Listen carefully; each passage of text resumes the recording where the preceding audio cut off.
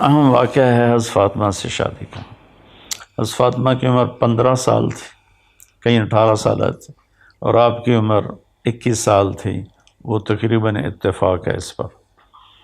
تو ابوبکر رضی اللہ تعالیٰ عنہ حضرت فاطمہ کا رشتہ مانگنے آئے تو آپ نے معذرت کر دی، عمر رضی اللہ تعالیٰ عنہ مانگنے آئے، آپ نے معذرت کر دی۔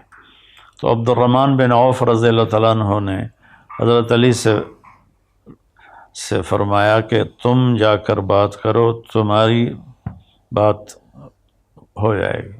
کہنے لگے میرے پاس تو اپنا گھر بھی نہیں، اور میں تو بالکل فقیر ہوں، کہ اللہ کے نبی مجھے بیٹی دے دیں گے؟ عبد الرحمن بن عوف کہنے لگے بالکل دے دیں گے۔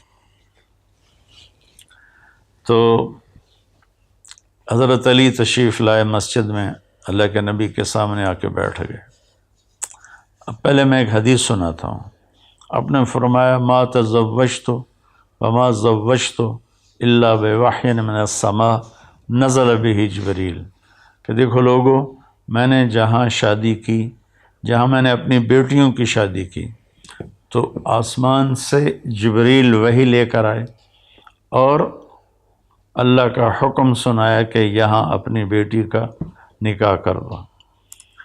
تو اب آسمان سے جبریل آ کے پیغام دے چکے ہیں کہ فاطمہ علی کے لیے ہے یا رسول اللہ، لیکن میرے نبی نے کیا کیا، یہ ایک سبق ہے جو میں آپ سب کو بتانے والا ہوں، اللہ کرے سب تک پہنچ جائے میری بات۔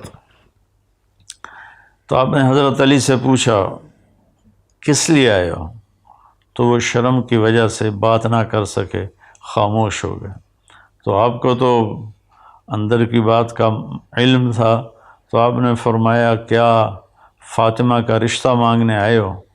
کہ جی ہاں۔ کہنے لگے اچھا انشاءاللہ، یہ کہہ کر چلے گئے۔ ہاں نہیں کی، ہاں نہیں کی، انشاءاللہ۔ ہاں کیوں نہیں کی؟ اوپر تو ہاں ہو چکی تھی، جبریل پہلے آ کے خبر دے چکا ہے۔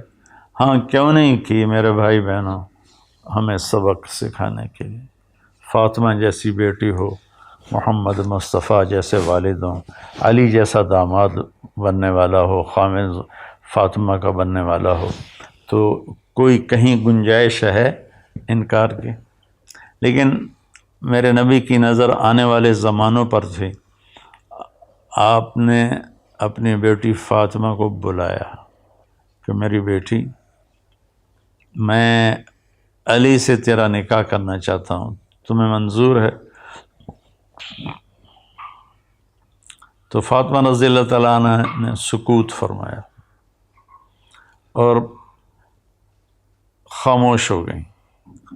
تو ان کی خاموشی کو آپ نے سمجھا کہ شاید کوئی اندر میں تردد ہے، تو آپ نے کہا بیٹی میں تیری شادی اس سے کر رہا ہوں جو مجھے سب سے زیادہ محبوب ہے، جو علم میں سب سے زیادہ بھاری ہے اور اللہ کے ہاں اس کا مرتبہ ہے۔ تو حضرت فاطمہ کی خاموشی ہاں تھی۔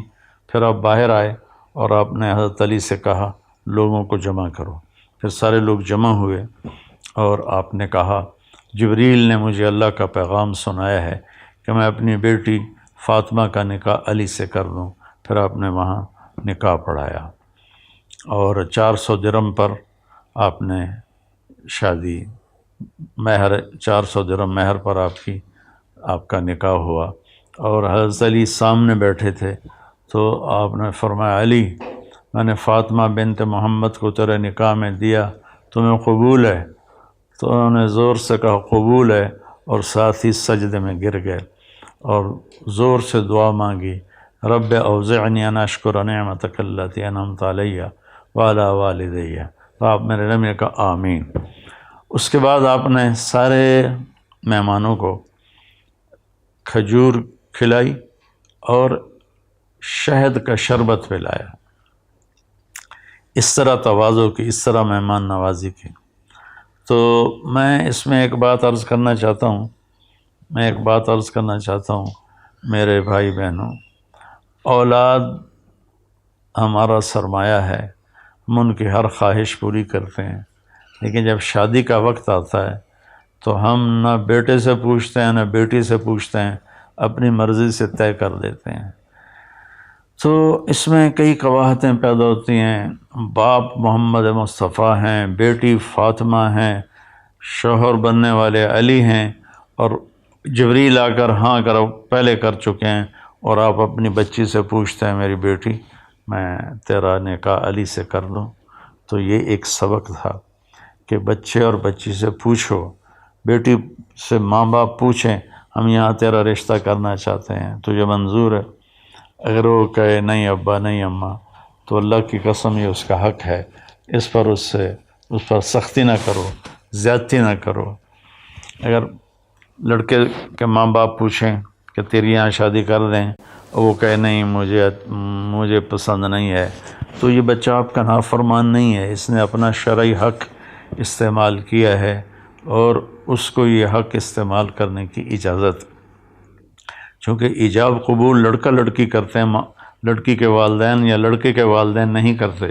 ایجاب و قبول تو لڑکی اور لڑکا کرتے ہیں. لیکن ہماری اپنی معاشرت ایسی بن گئی ہے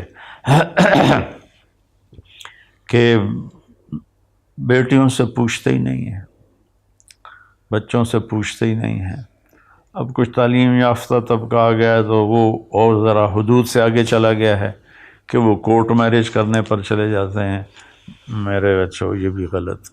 ابھی چند دن پہلے 2 بچہ بچی میرے پاس آئے، ڈاکٹر تھے، کہ لڑکی بچی سے میں نے پوچھا کہ آپ کے والدین راضی ہیں؟ لڑکے کے والدین تو راضی تھے. تو اس بچی نے کہا جی نہیں میرے ماں باپ راضی نہیں ہیں. میں نے کہا بیٹا میں تمہیں اللہ کا واسطہ دیتا ہوں، جس ماں نے تجھے 9 مہینے پیٹ میں اٹھایا اور 2 سال اپنی چھاتی کا دودھ پلایا، اور تیرا باپ صبح سے شام تک دھکے کھا کھا کے تمہارے لیے روٹی لایا، ان کو ناراض نہ کرنا. وہ راضی ہو جائیں بے شک شادی کرو، اگر وہ ناراض ہیں تو کبھی بھی یہ قدم نہ اٹھانا. چونکہ میرے سامنے تو بہت واقعات ہیں کہ کورٹ میرج ہوتی ہے، عشق اور ہوتا ہے، شادی اور ہوتی ہے. شادی کے بعد جب مزاج ٹکراتے ہیں تو پھر طلاقیں ہو جاتی ہیں. تو میں ایک سائیڈ میں والدین کی عرض کر رہا ہوں کہ بچے کی رائے لیں، بچی کی رائے لیں. اگر وہ نہ کر دے تو پھر اس پر دباؤ نہ ڈالیں. ہاں اگر آپ چاہتے ہیں کہ یہیں کرنی تو سمجھائیں، پیار محبت سے سمجھائیں. سمجھ گئی بہت اچھی بات. پھر بھی انکار کرے تو میں آپ کو اللہ کے نبی کا واسطہ دیتا ہوں، ان کی بیٹی فاطمہ کا واسطہ دیتا ہوں، ان کے داماد علی کا واسطہ دیتا ہوں جن پر یہ واقعہ ہوا. آپ نے کہا بیٹی فاطمہ علی کا ساتھ تیرا نکاح کر دو، جبکہ اوپر سے جبریل اللہ کا پیغام بھی لے کر آئے ہوئے ہیں. میں چونکہ میری اصل تو دیہات ہے، ہمارے دیہاتوں میں یہ ظلم بے انتہا ہے، بے انتہا ہے. نہیں دیکھتے کہ جوڑ ہے یا نہیں ہے، آپس میں بننے کے چانسز ہیں یا نہیں ہیں، وہ بس ٹھوک دیتے ہیں اور ساری زندگی. پھر وہ آگے طلاق بڑا مسئلہ بن جاتا ہے تو وہ لڑکا بھی مصیبت میں اور لڑکی بھی مصیبت میں کہ بیچاری طلاق یافتہ کو تو کوئی پوچھتا ہی نہیں ہے. میرے نبی نے فرمایا تمہیں سب سے بڑا صدقہ بتاؤں؟ تو صحابہ نے عرض کی یا رسول اللہ کیا ہے؟ تو فرمایا الابنۃ المردودہ، وہ بچی جس کو طلاق ہو گئی اور وہ لوٹ کے اپنے ماں باپ کے گھر آ گئی، اس پہ خرچ کرنا سب سے بڑا صدقہ ہے. اس پہ خرچ کرنا سب سے بڑا صدقہ ہے. تو پھر ہمارے ہاں طلاق بھی مشکل ہے، طلاق کے بعد شادی ہونا بڑا مشکل ہے. پہلے سے تھوڑا یہ رائے لے لی جائے تو اس میں میرے نبی نے ہمیں کر کے دکھایا. آپ نے رائے لی اور پھر آپ نے نکاح پڑھایا. اور بچوں سے یہ کہتا ہوں کہ اللہ کے واسطے کورٹ میرج تک مت جاؤ. جس ماں نے تمہیں پال پوس کے پروان چڑھایا، جس باپ نے تمہارے لیے اپنی ہڈیوں کا گودا بھی نکال کے رکھ دیا، تم ان کو بالکل ہی ایک سائڈ پہ کر کے کہو ہم نے کورٹ میرج کرنی ہے تو ٹھیک ہے، شرعاً ہو جائے گی، لیکن اس میں برکت کبھی نہیں آئے گی، اس میں محبتیں کبھی نہیں پیدا ہوں گی۔ تو میرے نبی نے یہ سارا کام کر کے ہمیں عملاً دکھایا جبریل کے آنے کے بعد بھی۔ پھر اپنے بڑے اہتمام سے شادی کی، یہ نہیں کہ بس مسجد میں نکاح پڑھا کے علی کے ہاتھ میں دے دیا ہو۔ اپنے چند دن پہلے مجھے روایت ملی کہ حضرت فاطمہ کے دو کھانے ہوئے، ایک ولیمے کا، ایک یا اس موقع پر نکاح کے موقع پر یا رخصتی کے موقع پر آپ نے خود ایک دمبا ذبح کر کے اس کا کھانا بنایا، اس کا سویٹ ڈش ایک بنائی اور سب کو کھلائی۔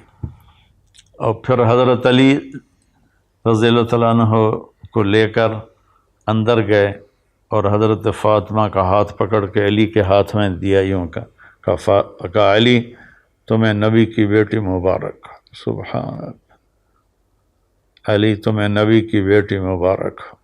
پھر آپ نے فرمایا میری بیٹی، مجھے جو سب سے زیادہ محبوب تھا اور سب سے زیادہ پسند تھا، میں نے اس کے ہاتھ میں تیرا ہاتھ دیا ہے۔ پھر شادی کے بعد آپ نے حضرت علی سے فرمایا ولیمہ کرو، کہ یا رسول اللہ میرے پاس تو کچھ بھی نہیں۔ سعد بن ابی وقاص نے کہا جی میرے پاس ایک چھترا کھڑا ہے، میں وہ ذبح کرتا ہوں۔ وہ چھترا قورمہ بنایا گیا، اس میں چھوارے ڈالے گئے، تازہ روٹی جو کی بنائی گئی، انگور رکھے گئے۔ حضرت انس فرماتے ہیں کہ حضرت فاطمہ جیسا ولیمہ ہم نے مدینے میں کبھی نہیں کھایا، اور سب کو کھلایا، جتنے سب کو اجازت تھی آؤ اور کھاؤ۔ وہ نبی کے ہاتھ کی برکت تھی کہ اس مدینے والے کھا پی کے چلے بھی گئے اور دیگ ویسے ہی بھری پڑی تھی۔ تو اس میں ایک سبق تھا، اس لیے میں نے اس کو تھوڑا تفصیل سے بیان کیا کہ ہماری شادیوں میں بہت آگے پیچھے ہو رہا ہے۔ دیکھو بچوں ہمارا culture girl friend boy friend نہیں ہے۔